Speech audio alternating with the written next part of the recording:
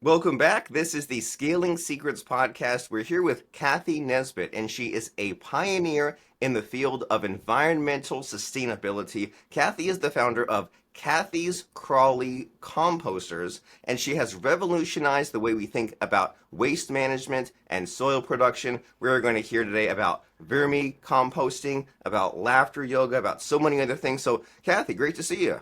I'm excited to be here, Robert. Thank you. Excited to have you, and thank you for thanking me. So, what are you all about? We introduced you a little bit, but what is your focus? What is your passion? What is the elevator pitch for Kathy Nesbitt? So, my working title is Kathy Crawley Laughing Bean Queen. It's simple solutions for today's challenges: worms for amending the soil, sprouts for eating, and laughter for overall health and wellness. And so, I mean, how my worm business came about. I'm located in Canada, just north of Toronto, largest city in Canada. In 2002, our landfill closed. And although we're a pretty large country, we couldn't find a spot to site a new landfill.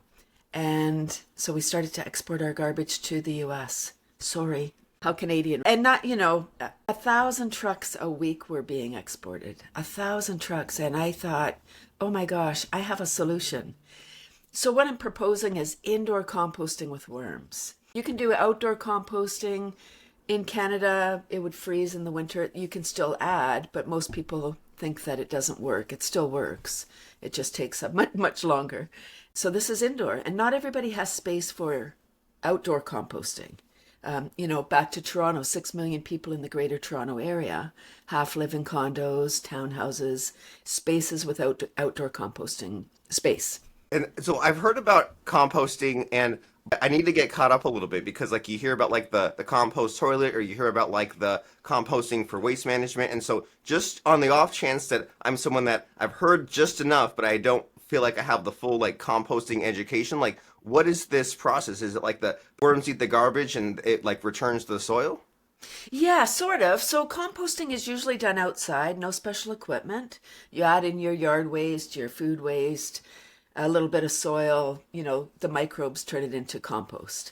This is the same idea, except we add in the worms so that it goes faster. And they're not free range worms. They're not roaming around the house. They're in a container. And so the house would be the carbon, or the bedding would be your paper scraps. So shredded paper, drink trays, egg cartons, cardboard boxes are perfect material for composting. And then your nitrogen is your food scraps, all your peels from the kitchen, coffee, tea, that kind of material. The worms eat both, they require both, and their poop is the black gold. That's the nutrient-rich fertilizer. Amazing. Somehow that this feels space age, but also old-timey naturey at the same time. And so why is this not more popular, or why did it take the landfill shutting down for this to happen? Is it like too stinky, requires too much space, takes too long? Why is this not just the standard? The short answer is the worms. It's a great idea. It's fantastic. However, I have a psych degree, so I'm fascinated by people.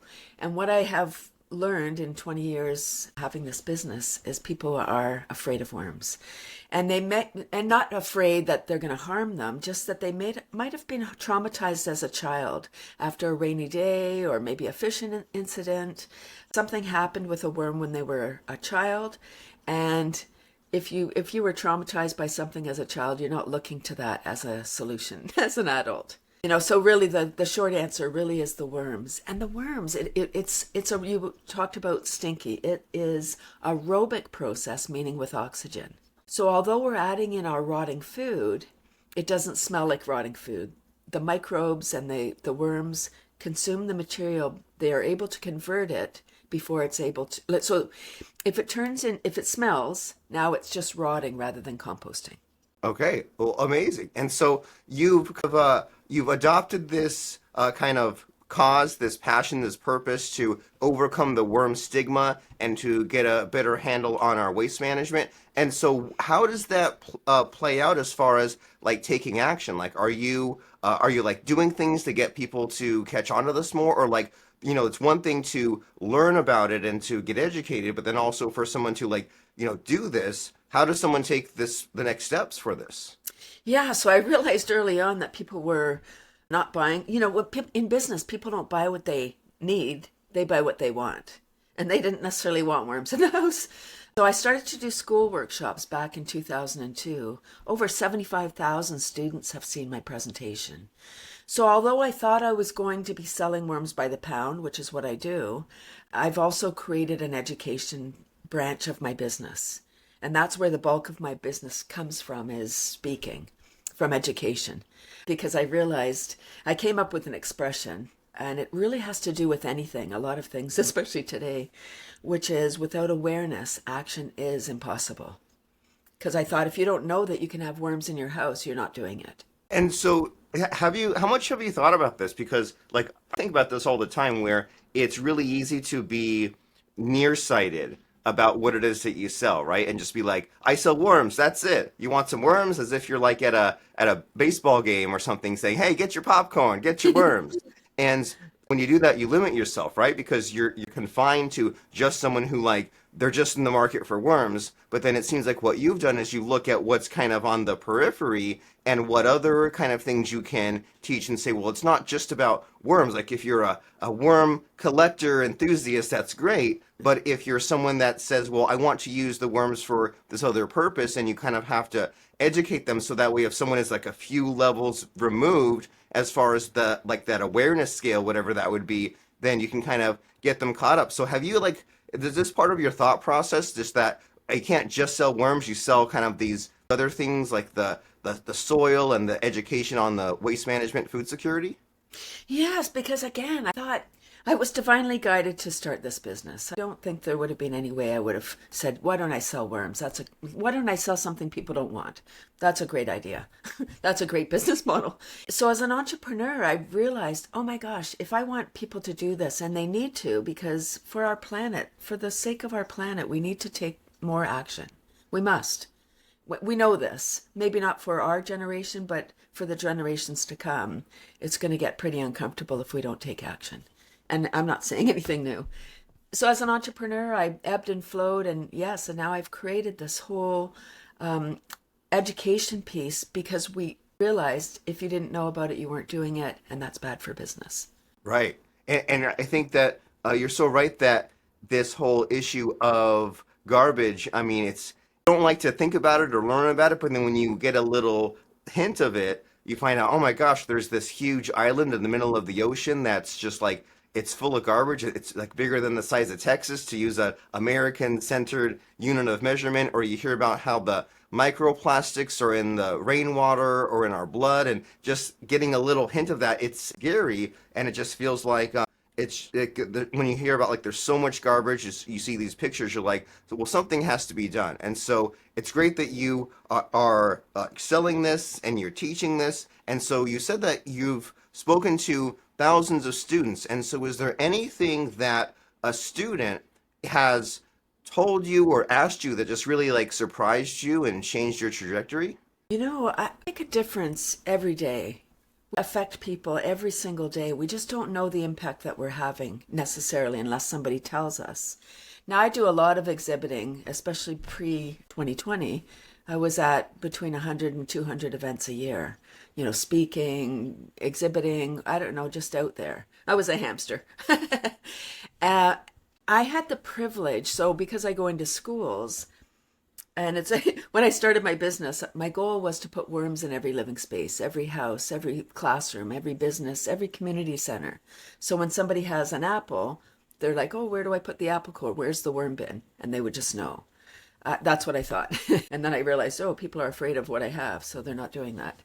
So there's really a lot of things wrapped around the worm. And I've had the privilege, because I do all this exhibiting, of people coming up to me and saying, oh my gosh, Kathy, you came into my grade 3 class. And because we set us up with worms, I learned all about worms. I just graduated from university. I became an environmental lawyer because I had worms in my grade 3 class. That's a huge impact. And and that's happened more than once, and I'm not necessarily an environmental lawyer, but environmental studies. And I can say that when somebody comes up to you and you've impacted somebody from grade 3 and now they've graduated university and they're doing, work that is supporting your mission, it's huge. It's really heartwarming. That's wonderful. And I'm getting a feel about how you are going like teaching this to the kids because it's like lends itself to being a lot of fun, right? Like if you go and try to tell some full-grown adult, "Hey, stop what you're doing and jump in with the worms," it's like I'm already too old. But if you go over to the kids and like the next generation, that's kind of a fun project, and it feels like they can take a break from learning their times tables and do something fun in that sort of way. And that way, when they grow up, they kind of already are in this more better mindset. And so what do you see that is possible as far as the adoption of this? Because like, as we're talking about this and you're saying like take the apple and throw it in the worm bin, you're making me think like the amount of garbage that even just one person generates is huge, right? Like in this household here, we have three people, my wife and son, and we like fill up like a whole giant garbage can every week. And so when I think about the worms like eating that much, like is that really possible for like all of your garbage to get eaten, or is it maybe like you just have the one bin for some materials, or like how can this be more widely adopted? Yeah, this is your organic scraps. So your food scraps and your paper, anything that is kind of everything's biodegradable eventually, but compostable. So not your plastic, not your it's not for all your garbage, and it's not even for your meat products. So it's all your fruit and veg, coffee, tea, anything that kind of grew plant-based is what can go in. And it makes a huge impact. When we remove this organic matter from the waste stream, it takes the stink out of garbage. So now we're transporting just hopefully recyclables, but we know that all of these programs are contaminated. At least in Canada, our recycling program, each municipality has its own rules on what can go in. And then there's the aftermarket. It changes, it ebbs and flows. So I believe that in order to reduce the amount of garbage that we're producing, we need to take individual action. And, refuse should be the first R. Refuse it, like see what else we can do. And then reduce, reuse, recycle. Recycle should be the last of the R's because the program costs a lot and most of that stuff ends up landfilled anyway, but in another country. Right, it becomes someone else's problem. Those Canadians send it off to us, and then it sinks up our land. So yeah, this is really great to think about as far as we can all take that small individual action to just be more mindful of our garbage and do these things differently. And there's all these benefits, right? That it's better for the environment and less stinkiness. And so as far as we've talked a little bit about like you do your speaking and you do things to get the word out. As far as you like growing this business, right? This is the Scaling Secrets podcast. So can you unpack anything about how you've built your business, any struggles, or just what you think you have been able to do in order to like scale your time and your resources? Yeah, so I realized that I needed to add on. So I added the workshops. Then I also, the first event that I was at, my very first exhibiting event in 2002, there was a gentleman selling a sprout grower. So now I have this sprout grower. I've been sprouting for 20 years. I started selling it in 2012. And so it's worms and sprouts and then laughter again back to 2012. One more person said, "Ew, worms in the house." And I was going to doff my important mission.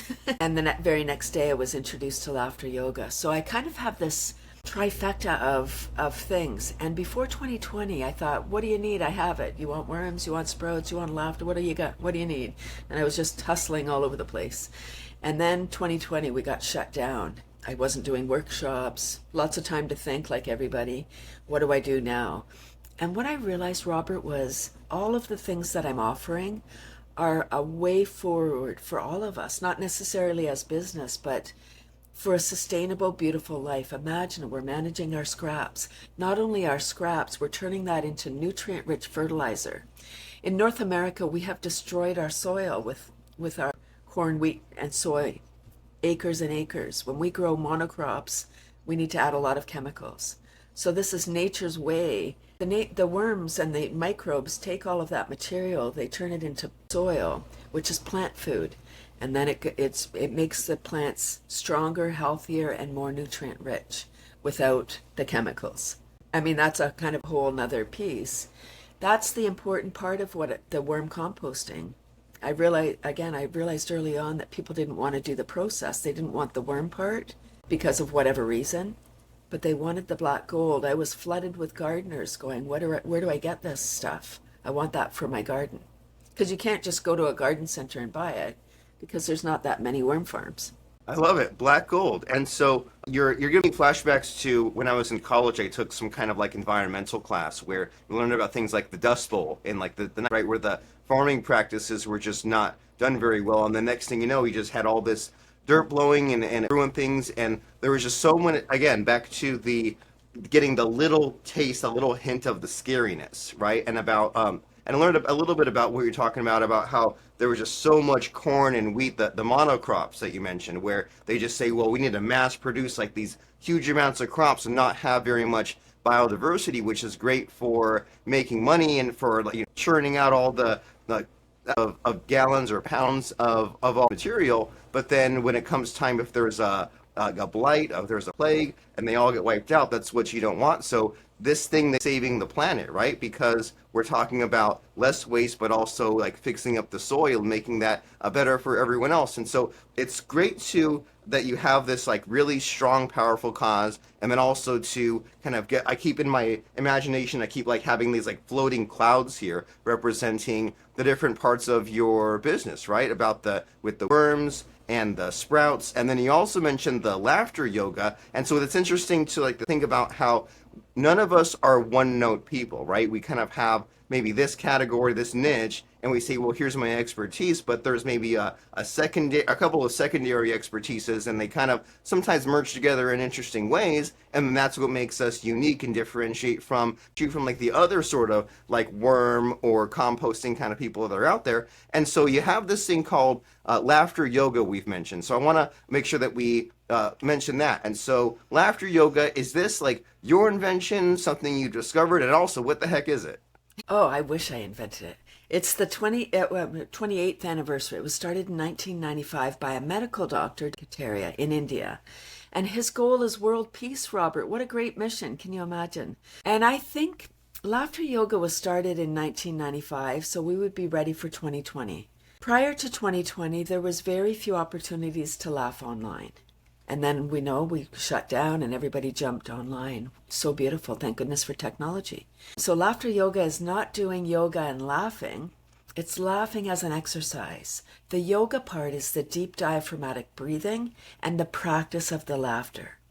So as a laughter practitioner or laughter teacher, there's little games to inspire the laughter. In the laughter club, you come together. You encourage, so it's the deep breathing. You do clapping and chanting. When you're clapping, you palm to palm, so you're activating the meridians. And there's a rhythm, 1, 2, 1, 2, 3, and the words are ho, ho, ha, ha, ha. And it seems so silly, and it is. Powerful. Laughter is the best medicine. When we're laughing, we're secreting all the love drugs, dopamine, oxytocin, serotonin, and endorphins, versus cortisol and adrenaline when we're stressed. When we're stressed, we're not breathing properly, and our brain requires 25% more oxygen than the rest of our body. It's a machine, the answering machine. Again, when we're stressed, we're not breathing properly, so our body's not getting what it needs. For sure, our brain isn't. Ever lost your keys, phone, glasses, and you're flapping around, where I gotta go? You're in a state of stress at that point. And a little bit about stress. The stress center in the brain, the amygdala, has not evolved since ever. So when, in earlier days, when we went into stress, we needed to know that something was happening, like we were in danger. We needed to know. Now, when we get into stress, our body thinks we're in imminent danger. We're not. If we lose our keys or miss the bus, it's a nuisance. It's annoying, but it's not life-threatening. But now, all those stress chemicals are careening through our body. We're not breathing, so our brain's not getting oxygenated. So even if our brain knew where our keys were, it couldn't tell you because it's literally being deprived of oxygen. And I think, when 2020 hit, I took a deep dive into why laughter is the best medicine. And it's scientifically proven. There's so many areas around the world research has been done on the benefits of laughter for cancer patients, for people going through dialysis, for people with depression, alcoholics and drug addicts. Because when we have addictions, we're those actions because we want those hits, we want those chemical hits. Imagine if we can just laugh. And I don't mean that people should laugh and just, doff their drugs. It's going to be a process. Laughter is a complementary medicine. So, and I was surprised when I came to laughter yoga, I was surprised how many people came to laughter, how many laughter yoga leaders, teachers, and even masters came to laughter from depression. And then laughter just allowed, because it's not jokes or comedy. It's laughing as an exercise, because jokes are cultural. If it's a joke is about somebody, it's not funny for that person or for that group. So it's not jokes or comedy, it's little games to inspire the laughter. And it's overriding our brain, because when we're laughing without jokes or comedy, our mind's like, what are you doing? Why are you laughing? You look weird. Stop it. Because our brain's role is to keep us safe and conserve energy, which is why when we say we have a family gathering and you get triggered by your family, after a few beverages or something. And then you're in it because your brain knows what to do. Maybe your sibling says something and you're like, oh, here we go again. And you're back in it. We can override that in laughter. As the laughter practitioner, we say, allow yourself permission to play full on, to act like a child, to just enjoy, because our body doesn't know the difference between real and simulated laughter. So we can laugh, ha ha ha ha ha. And because we're laughing and we're smiling, our brain thinks we're happy. And you can fool your brain even though your brain's kind of in on it, right? Like here you are like thinking to yourself, well, let me laugh, that way I will trick my own brain, my own self into doing this, and somehow it still works, even though like it's on it with you as you think about it and plan for it. That's exactly. Yes. Yes. So Oh, go ahead. there are laughter clubs around the world. I think last count we're at about 120 countries with laughter clubs. North America is a late adopter, so I know yoga's here, but it's kind of just arriving. Laughter yoga is still trying to get to North America. Well, wonderful. Well, sometimes some of this advice you give, and I think, man, where were you when I was 10 years old or 15 years old when I was looking for my keys and late for the bus? And just even some of what you said, you're making me, I think, relive that and have some of those flashbacks. And then, you think back to those stressful situations, whether it's you can't find your keys or that family member really gets under your skin, and you think about it years later and you're like, it's so silly we got so stressed out or that we had such and such reaction. And I really like how you said that, well, it comes back to like that, this physical laughter and this yoga, not necessarily the jokes, and then also back to just the childlike sort of curiosity. Like, you're making me think that I have this 3-year-old son and he's the cutest little boy ever, and when he doesn't get his way, if he goes to like turn a doorknob and it's locked, he gets like throws his arms, and you think like, man, what a just silly reaction, and you almost like can't help but like laugh at his just like strange reaction. But and yet we so much of what we do so seriously, and like you said, it's not a reason to disregard reality or to escape things, but there is something to be said about not sweating the small stuff and to be mindful and aware of just all these things we're doing, right? Mindful of our thoughts and our actions and emotions, mindful of our food and our waste and our health and the environment in which we live, and just to think about these things and to think differently and act differently, and to just have some of these tools, these alternatives that you're mentioning here. Like, I mean, who wakes up in the morning and says, oh, worms might be what I can do to make my garbage less offensive. This is all very interesting and wonderful to think about. Just that we live, like you said, in this amazing post-2020 time where you can research anything, you can hop on Zoom and do anything. So much more is possible and accessible now. And then as far as you and the future and what's upcoming and what you have to look forward to, is on the horizon? What are those kind of future plans? What are you building these days? Yeah, I'm being called big time because we have this global mental health tsunami.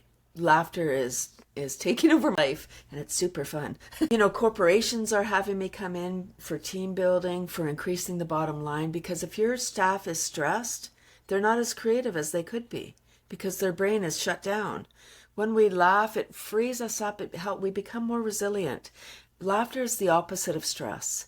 So, same with the worms, educating the kids, and then their lifetime, they know about it. Their whole life, if they do it or not, that's up to them. We're starting with adults that might have had an incident with worms. Same with the laughter. People are so serious and they say to me, how can I laugh? There's so much stuff going on in the world. And my response is, we must laugh, because if we're not laughing, we're bawling in the corner. And we're not being of service anything. If we're totally stressed and we're so afraid, we can't come up with solution. We cannot. We're just like so paralyzed from functioning. And that's where, like, since 2020, at least for 2 years, there was a lot of people that didn't even leave their house. And they were living on their own, isolated. That's how you torture people, is by keeping them isolated. Even when you're in prison, you don't want to be alone.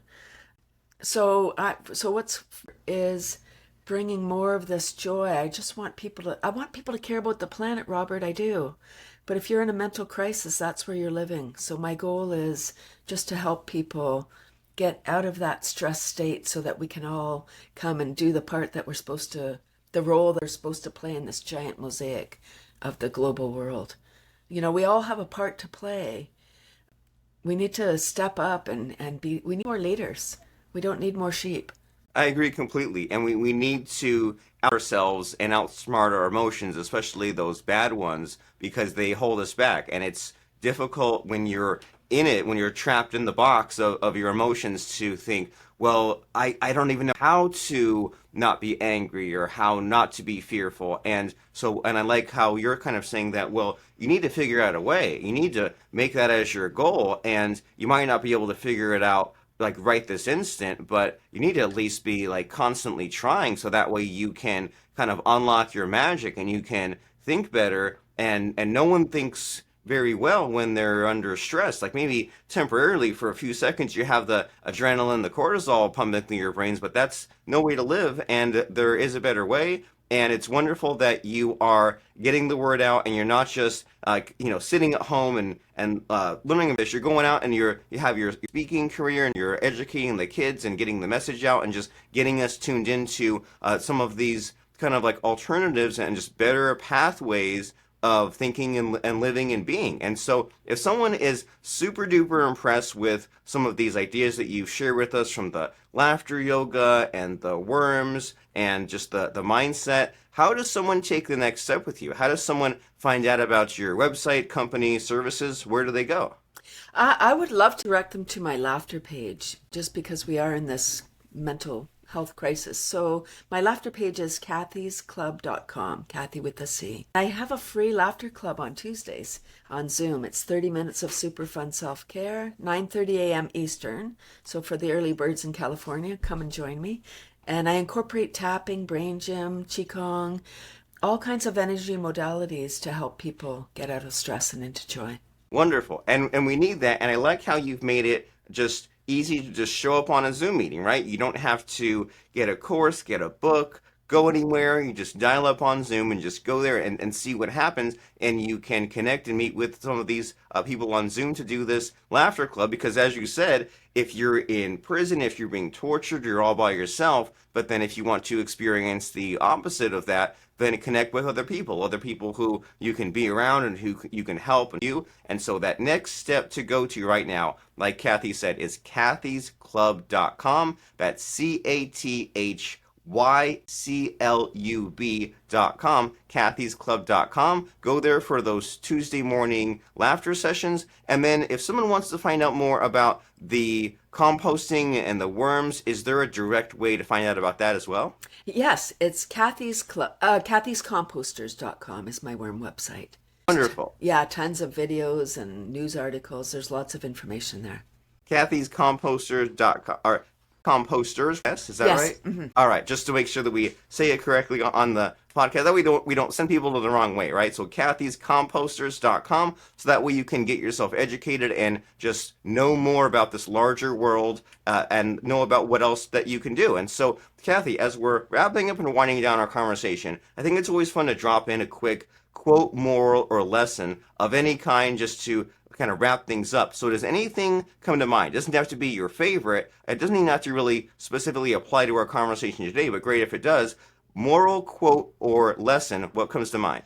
I would say one of my favorite quotes is, "It's no for sure unless you ask." We need to ask more. We don't ask for help. We don't ask. We just think, oh, they're not gonna do that, so we don't asking. It's no for sure unless you ask. So ask for help. You know, when we share our burden, it becomes less because somebody might offer a perspective that you didn't even think about while you were ruminating about your issue. So share it with somebody, and then maybe they give you a suggestion, or at least then your burden is split. I love it. New ways of thinking. Stop the rumination. Stop the self-sabotage. kathysclub.com. Kathy Nisbet, glad to see you. Thank you so much, Robert. Thank you.